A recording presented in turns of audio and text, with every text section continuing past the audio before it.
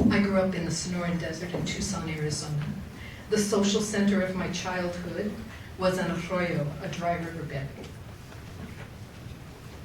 This piece is called Moving Water, Tucson. Thunderclouds gathered every afternoon during the monsoon. Excuse me, I have bifocals. I'm going to have to put this where I can actually see it. Moving Water, Tucson. Thunderclouds gathered every afternoon during the monsoons. Warm rain felt good on faces lifted to lick water from the sky. We played outside, having sense enough to go out and revel in the rain. We savored the first cool hours since summer hit. The arroyo behind our house trickled with moving water. Kids gathered to see what it might bring. Tumbleweed, spears of ocotillo, creosote, a doll's arm, some kid's fort, broken bottles, a red sweater, whatever was nailed down, torn loose. We stood on edges of sand waiting for brown walls of water. You could hear it, massive water, not far off. The whole desert might come apart at once, might send horny toads and Gila monsters swirling, wet nightmares clawing both banks of the worst they could imagine, and then some. Under sheet lightning cracking the sky, somebody's teenage brother decided to ride the flash flood. He stood on wood in the bottom of the ditch, straddling the puny stream.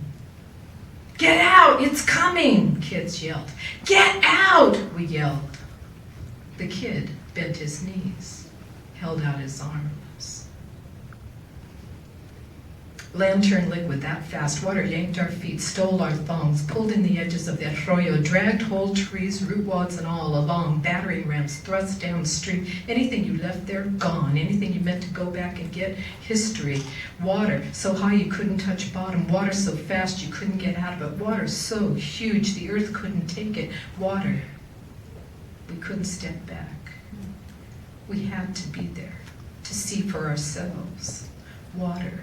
In a place where water's always holy. Water remaking the world.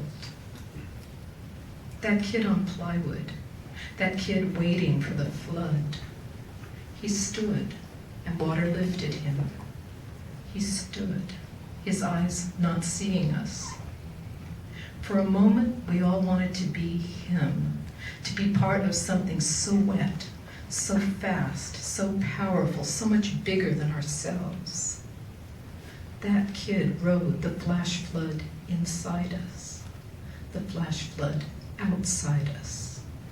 Artist, unglued on a scrap of glued wood. For a few drenched seconds, he rode. Water took him faster than you can believe. He kept his head up. Water you couldn't see through, water half dirt, water whirling hard. Heavy rain weighed down our clothes. We stepped closer to the crumbling shore, saw him downstream smash against the footbridge at the end of the block. Water held him there, rushing on. Thanks.